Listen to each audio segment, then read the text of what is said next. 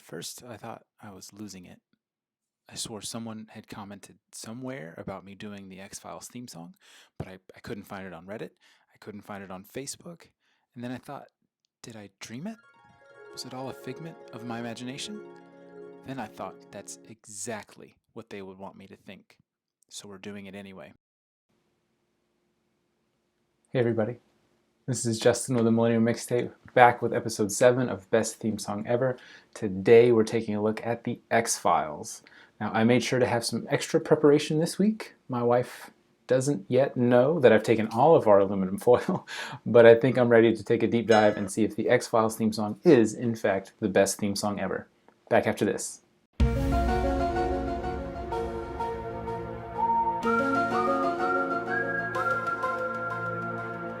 Alright, if this is your first time tuning into Best Theme Song Ever, let me tell you how it works. Every week I take a look at a different TV show theme song. I examine the premise of the show as reported by Wikipedia. I look at the history of the theme song based on information I can find in reports and articles. Then I examine the theme song on 4 criteria to see if it is the best theme song ever. Criteria are earworm ability, or the song's ability to be an earworm.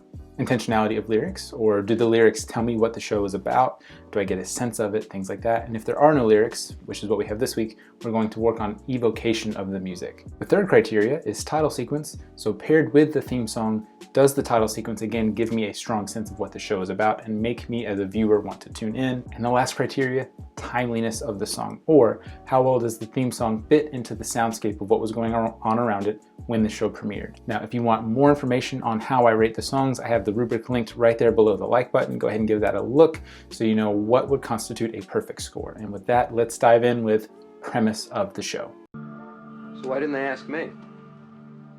They're friends of mine from the academy. I'm sure they just felt more comfortable talking to me. Why would I make them so uncomfortable? It probably has to do with your reputation. Reputation? Alright, so here's what Wikipedia says the X-Files is about. The X-Files follows the careers and personal lives of FBI Special Agents Fox Mulder, played by David Duchovny, who would later go on to play a sex addict in Californication and become one in real life because that dude is straight method. Now, I don't know if that's what Stanislavski had in mind when he developed that method of acting, but you have to, give him some admirability for that, right? No, you don't. You might be wondering why I'm making bit jokes about something that was in the news a little more than a decade ago. Well, to paraphrase John Mulaney, I didn't have a YouTube channel back then, so we're gonna do it now. Also starring Gillian Anderson as Agent Dana Scully. Mulder is a talented profiler and strong believer in the supernatural. He is also adamant about the existence of intelligent extraterrestrial life and its presence on Earth. Agent Scully is a foil for Mulder in this regard. As a medical doctor and natural skeptic, Scully approaches cases with complete detachment, even when Mulder, despite his considerable training, loses his objectivity. She's partnered with Mulder initially so that she can debunk Mulder's non-conforming theories, often supplying logical, scientific explanations for the case's apparently unexplainable phenomena. Spoiler territory here. The initial run of the X-Files ends when Mulder is secretly subjected to a military tribunal for breaking into a top-secret military facility and viewing plans for alien invasion and colonization of Earth. He is found guilty, but he escapes punishment with the help of other agents, and he and Scully become fugitives. Alright, so I watched the X-Files here and there as a kid. It was always kind of watched like this because I am a chicken, but I did enjoy it. I did like the show when I would watch it. Alright, next up, the history of the song. So Mulder, what do you think? Does this look like the work of Little Green Man? Gray. Excuse me? Gray. You said green men.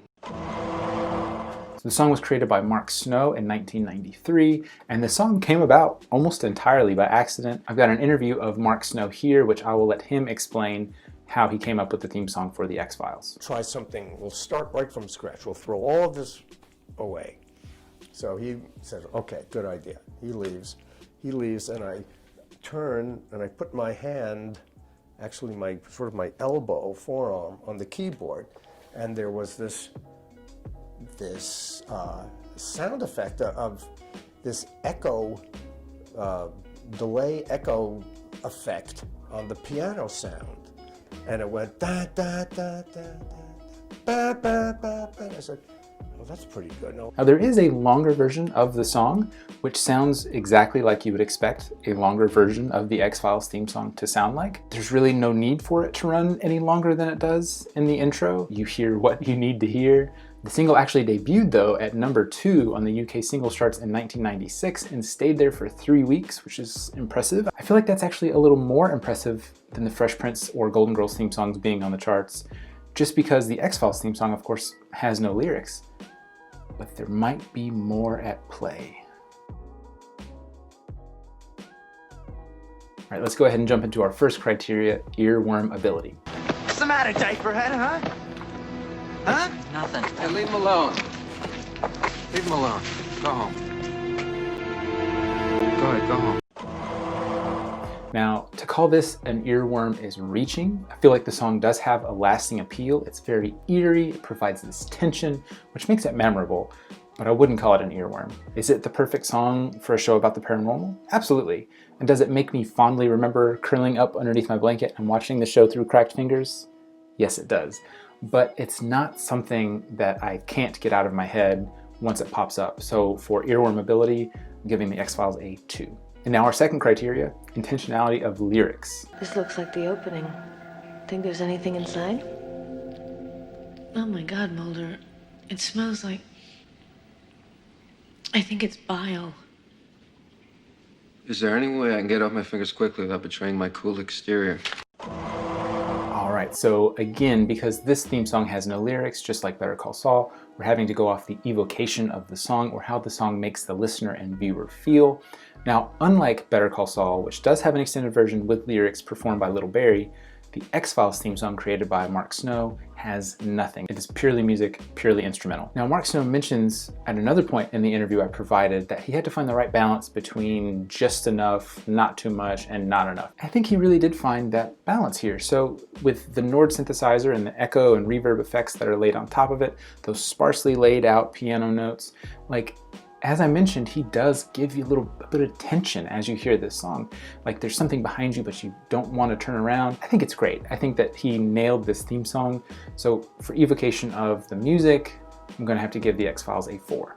Okay, our third criteria, title sequence. Hello, can I help you? Agents Mulder and Scully, FBI. Now, this song, this title sequence, they were made for each other. It's almost like they paid someone an ungodly amount of money to then find an intern to do all the work for them, and they just did a bang up job. Like, this is great. It's filled with mystery. It makes the viewer curious about what they're about to watch. The music ties into the spookiness of it, and it provides a nice soundscape for the graphics of the aliens and the screaming wobbly head. I mean, how 90s does this need to be? It's up there. But even still, it's going to be a 4 for the title sequence because it adequately provides detail, but not specific enough detail that makes the viewer curious. They understand that the topic is going to be something paranormal, something strange. They would maybe watch at least 2 minutes of it, which is not unlike the engagement numbers of my viewership.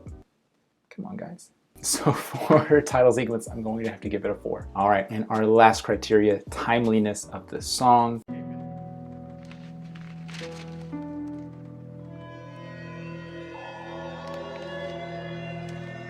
As well as insubordination and misconduct. The X-Files premiered on September 10th, 1993, and the #1 song at that time, which this is the last week it will be #1, is UB40's Can't Help Falling in Love. I won't lie to you, English white guys appropriating reggae music is not great, but the tune is fun, and it's definitely a guilty pleasure of mine. However, just like with Better Call Saul, having a lyricless theme song provides some leeway into the timeliness of it. Being lyricless, being instrumental really is an advantage to this song and other music that is instrumental. Now, there is something that bothers me a little bit about this song, and it took me a while to realize what it was. It's the fact that this song does sound so 90s.